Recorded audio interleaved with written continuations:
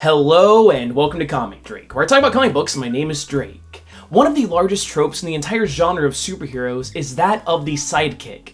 But what exactly is that? I know it sounds like a dumb question, but I feel like the actual definition of sidekick isn't really that well defined. So the Merriam-Webster dictionary defines a sidekick as a person closely associated with another as a subordinate or partner, and this is way too broad. However, it might be a good place to start. So let's dive into this really weird question on a comic book channel. What even is a sidekick?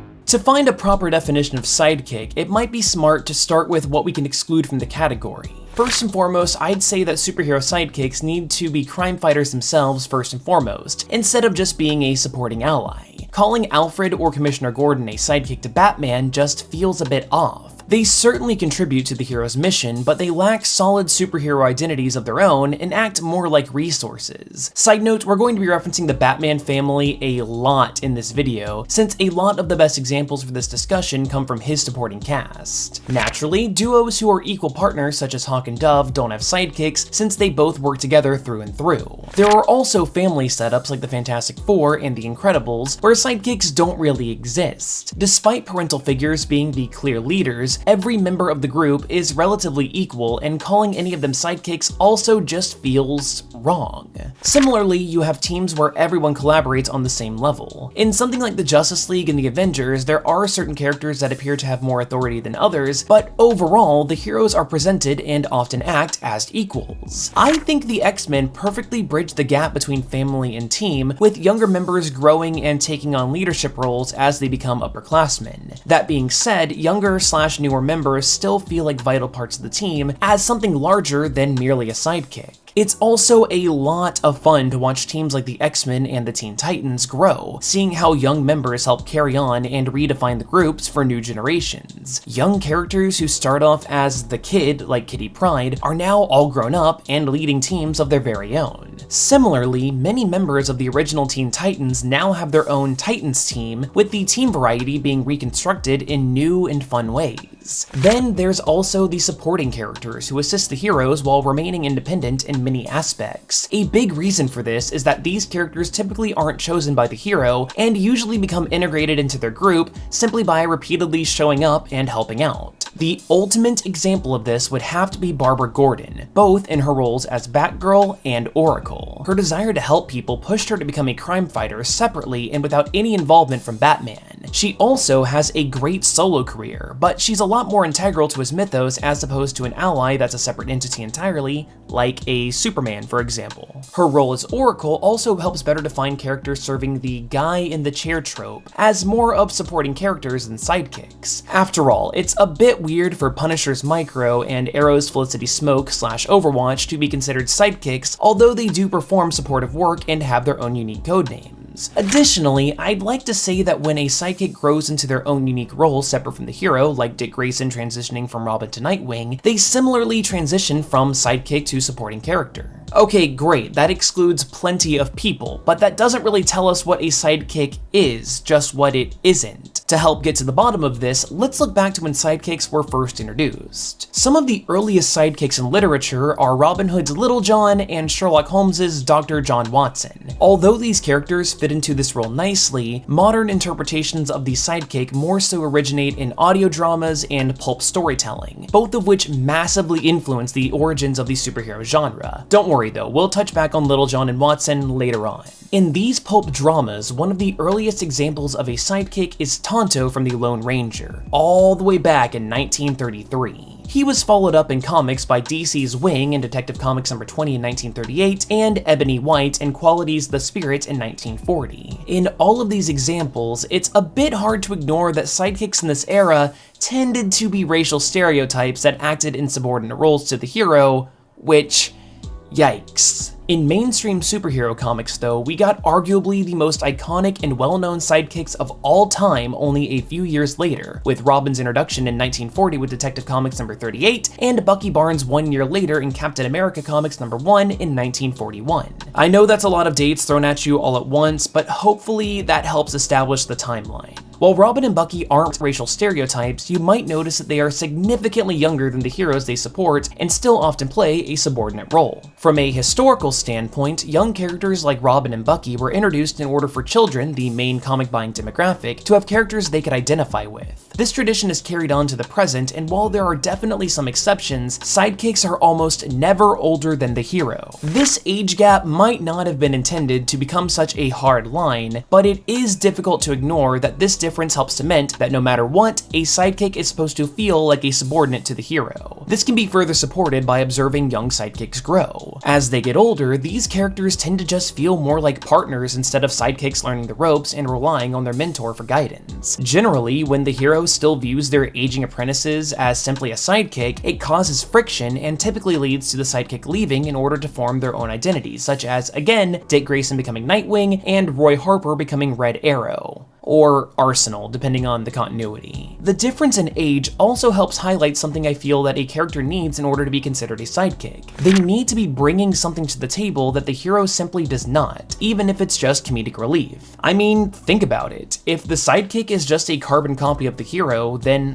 what's the point? In classic literature, Little John was a massive warrior. Although Robin was considered to be the better fighter, John frequently acts as muscle for the merry men and is typically second in command of the troop. In the case of Watson, it can be worth noting that writer Sir Arthur Conan Doyle wanted to make sure that there was a character the audience could relate to, but didn't solve the case themselves. Watson was by no means an idiot, but he was definitely less intelligent than Holmes. At the end of a Sherlock mystery story, there's that aha moment, where all is revealed, generally showcasing the superior wit of the hero. Watson, who had been along for the ride the whole time, knew all of the facts and asked questions as a reader surrogate that Sherlock would immediately answer. Now, let's bring it back to the comics and take a look at the Robins. Each one of them adds and/or is straight up better at something than Batman.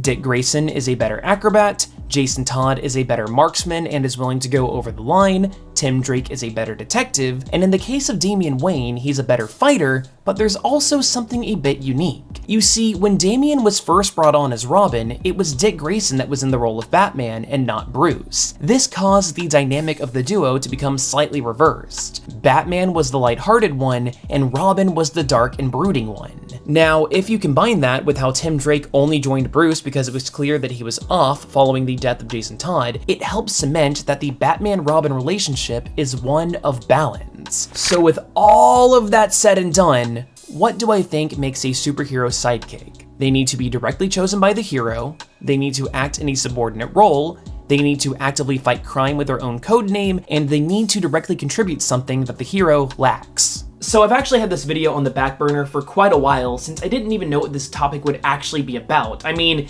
if it's just what is a sidekick, I feel like that sounds a little bit hollow. Maybe a better question is not what is a sidekick, but rather why bother having a sidekick in general? And for that, I really don't know if I'm the best person to tackle it. So let's pull out the magic 8-ball and see who we can have to educate us more on this topic. So it goes. He has like no subscribers. I don't even know if that's gonna do much for us. Whatever, it means I don't have to write this next part. So take it away, So It Goes. Hey Drake, thanks for letting me share my thoughts here. Sidekicks clearly learn how to act and fight from the heroes, but the truth is, these apprentices also play an important role in pushing their mentors forward. Similar to how raising children forces young parents to see things differently, Oliver Queen is more mature and understanding today because he had the heartbreaking experience of catching his ward doing drugs. Even someone like Wolverine, who has spent a solid chunk of his life brutally murdering people, softens up when he has a sidekick to look after. Now Drake, I know you already said X-Men don't typically have sidekicks, but Wolverine is also an Avenger, so he's a special exception to the rules, I guess. Over the years, Logan has taken many young heroes under his wing, but it's his relationship with Jubilee that first showed how open and loving he could be. Instead of just being a mindless animal who can slash through opponents for hours, he can be incredibly nurturing and helps people around him grow in different ways. It's the relationship with Jubilee, someone Wolverine has no blood relation to, that helps him understand how showcasing his soft side